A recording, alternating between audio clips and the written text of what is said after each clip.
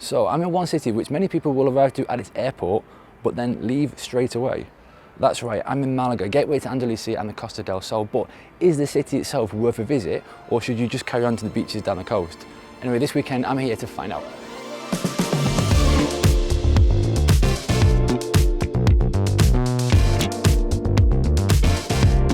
Malaga, the sixth biggest city in Spain, the so-called capital of the Costa del Sol. But what's it like to visit? Get ready for a vibrant city, loads to do, great food and even a beach.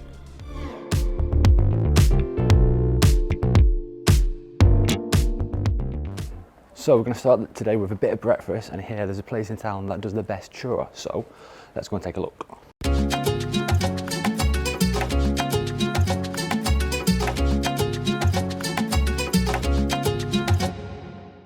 So we've got some breakfast, got a coffee because we need it, and going to try the churro, so it goes. Very nice, I like.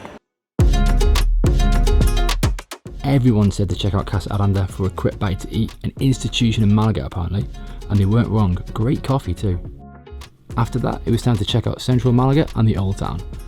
The city has a really nice atmosphere to it, lots of streets and squares to wander around and lots of historical sites, which you'd expect from a city which is over 2,800 years old.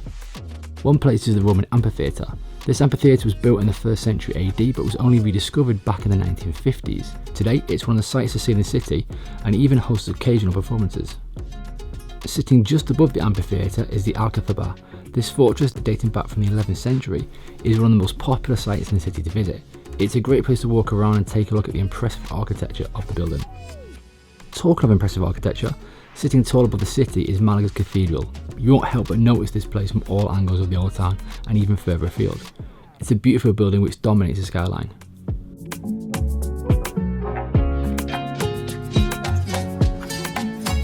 I was really impressed by the old town in Malaga. A great place to walk around and get lost in the ambience, or grab a drink to chill and people watch. So next up on our tour of Malaga, I hear that there's a pretty cool market. Fancy a bit of shopping?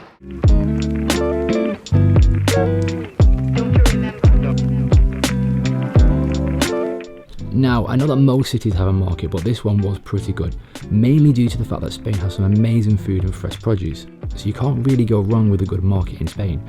It's a perfect place to pick up some great quality cured meats to take home or even local cheeses.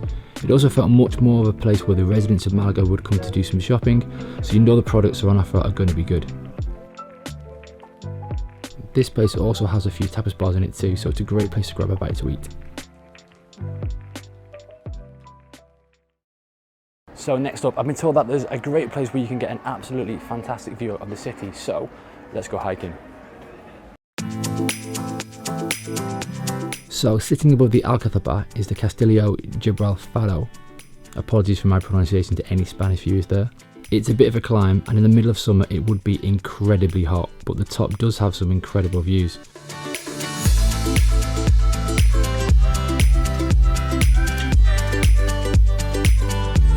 From up here you get some beautiful views across the whole city and beyond.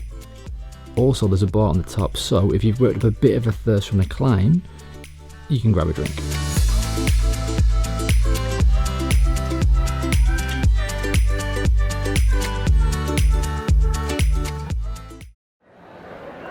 Okay, so after all that sightseeing and all that hiking, I'm really hungry and could do with a drink. So let's see what Malaga has to offer when the sun goes down.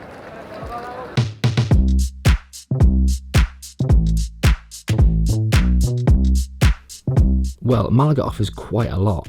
I started with some delicious food, getting some of my favourite Spanish dishes, including padron peppers, and trying out some of the local seafood too.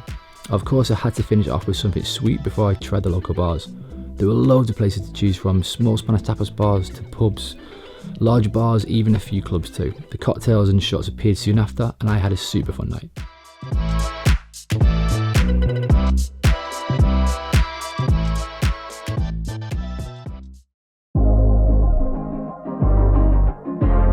The next morning after a long lie-in, so let's say early afternoon really, I wanted to start the day with a bit of culture.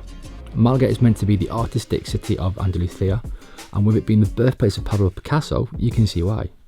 I wanted to check out a bit more of the modern stuff though, so I headed to Soho, the so-called artistic part of town, an up-and-coming area famed for its graffiti art and murals.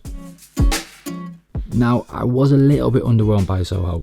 Don't get me wrong, I liked it, but it wasn't what I was expecting from all the articles I read online about it being the artistic part of the city.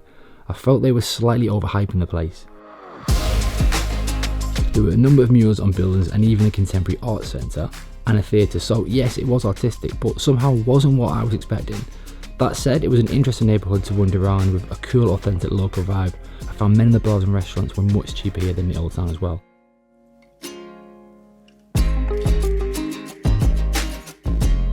I'd be interested to hear any comments about Soho. Is it the artistic area of the town, or is it just something the local tourist board is marketing, or was I just there on the wrong day? I don't know.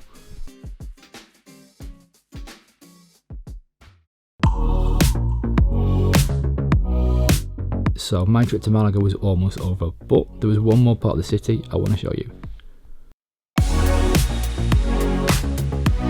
Finally, one of my favourite places in Malaga was down by the port. The new built Esplanade is an excellent addition to the city and had an atmospheric feeling whenever I went down there, with many street artists performing. It's a perfect place to stroll down in the evening. The port area is also home to the Centre Pompidou, the Malaga branch of the famous Parisian Contemporary Art Museum, which displays numerous exhibitions all under its unique glass-cubed roof.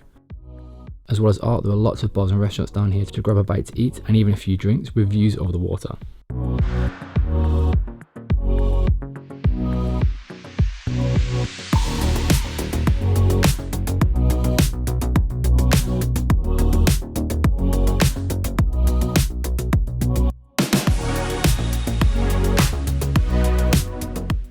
Now, I do like Malaga's port area. I think the Esplanade that you can walk down is great, and the bars and restaurants are really cool too.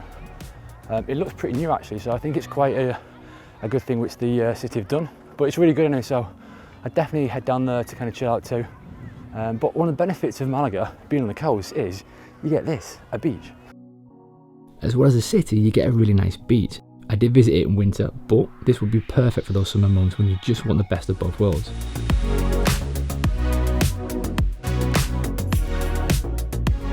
You've got a city with all the historical sites, all the shops, bars, etc.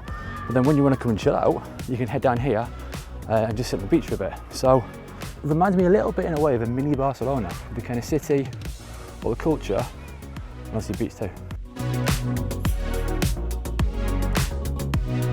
So in conclusion, to answer the question, Malaga, is it worth a visit? The answer is yes, definitely. I was really impressed with Malaga and its offering, and I'll definitely be back. And if you're flying into the Costa del Sol this year or further afield into Andalusia, be sure to spend some time in Malaga. You won't be disappointed.